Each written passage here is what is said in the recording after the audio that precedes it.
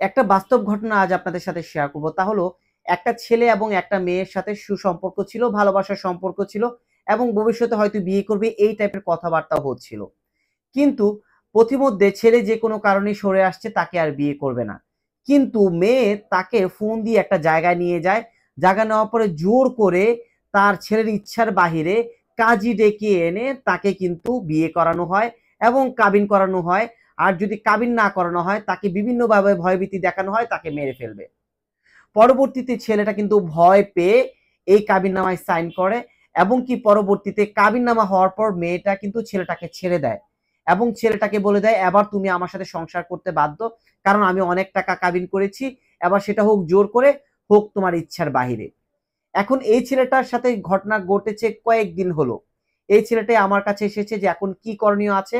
শুধু আমার যে ক্লায়েন্ট তা নাও, বর্তমানে বাংলাদেশে অনেকের সাথে এই ধরনের ঘটনা ঘটে যায় যে কোনো একটা বাসায় নিয়ে জোর করে বিয়ে করে দেওয়া হয় বা কোনো একটা জায়গা নিয়ে জোর করে বিয়ে দেওয়া হয় তার ইচ্ছার বাহিরে।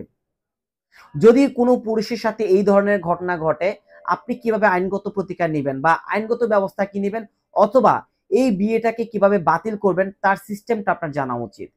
প্রথমত আমার ক্লায়েন্টের জন্য আমি যা যা করব বা যারা এই ধরনের অকারেন্সের শিকার হন বা ভুক্তভোগী হন তারা যা করবেন, প্রথমত যদি আপনাকে আপনার ইচ্ছার বাহিরে কেউ জোর করে ধরে বিয়ে করিয়ে দেয়, আপনি এখান থেকে বের হয়ে এসে সাথে সাথে কিন্তু থানায় একটা অভিযোগ দায়ের করবেন।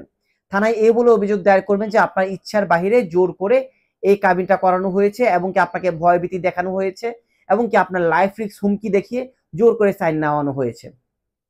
যখন আপনি অভিযোগ দিবেন এই অভিযোগটা কিন্তু অবশ্যই তদন্ত হবে।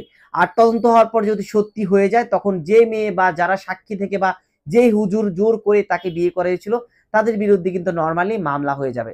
ধরে নিলাম আপনি অভিযোগ করেছেন কিন্তু কোনো কাজ হচ্ছে না, খুব স্লোলি আগাচ্ছে, সেই ক্ষেত্রে অতি দ্রুত আপনি বিবাহ বাতিলের জন্য একটা ডিক্লারেশন স্যুট করতে পারেন। এখন বলতে পারেন যে ডিক্লারেশন স্যুটটা কোথায় করব বা ডিক্লারেশন স্যুটটা কি।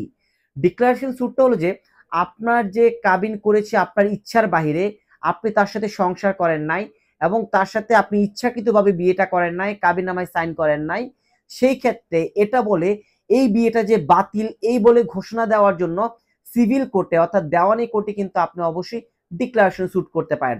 আর অবশ্যই ডিক্লারেশন স্যুটে কিন্তু আপনি যে অভিযোগ দায়ের করেছিলেন থানায় সেই অভিযোগটা কিন্তু ইনক্লুড করে দিবেন। তখন কোর্ট বিশ্বাস করবে যে না, সত্যিকারই আপনাকে ভয়ভীতি দেখিয়ে এই সাইনটা করানো হয়েছিল। পরবর্তীতে যদি আপনি প্রুফ করতে পারেন যে আপনার ইচ্ছার বাহিরে এই বিয়েটা করানো হয়েছিল, তখন কিন্তু বিজ্ঞ আদালত কিন্তু এই ডিক্লারেশন দিবে যে এই বিয়েটা বাতিল বলে গণ্য হইল। যদি কোনো কোর্ট এই বলে ডিক্লারেশন দেয়, রায় দেয়, জাজমেন্ট দেয়, অর্ডার দেয় যে এই বিয়েটা বাতিল বলে গণ্য হলো, তখন কিন্তু এই বিয়েটা বাতিল হয়ে যাবে এবং কি যত টাকাই কাবিন করেন না কেন, কাবিনটা কিন্তু আপনি আর মেয়ে পক্ষকে দিতে হলো না। সো আপনারা বুঝতে পারছেন, যদি কাউকে জোর করে কেউ বিয়ে করায় তখন অবশ্যই আপনারা কিন্তু এইভাবে আগাবেন, তাহলে ফিউচারে দেখা যাবে ভবিষ্যতে আপনাদের এই নিয়ে কোনো জটিলতা হবে না। কিন্তু আমরা প্রায় সময় ভুল করি যখন জোর জবরদস্তি করে আমরা ভয় পেয়ে চুপ করে থাকি, কাউকে জানাই না, কাউকে বুঝাই না, কিন্তু অনেক দিন পর গিয়ে বুঝায়। কিন্তু আপনি যত দ্রুত আপনি আইনগত স্টেপ নেবেন তত দ্রুতই কিন্তু আপনি বেঁচে আসবেন, তত দ্রুত কিন্তু আপনাকে আইনগত প্রতিকার দেওয়া হবে।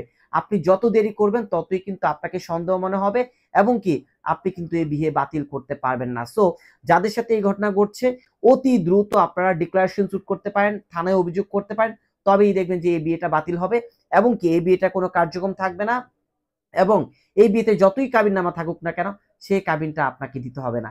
এরপর যদি উক্ত বিষয় নিয়ে কেউ ভুক্তভোগী হন, কোনো কিছু জানার থাকে, বোঝার থাকে, অবশ্যই আপনারা আমাদেরকে ইনফর্ম করতে পারেন।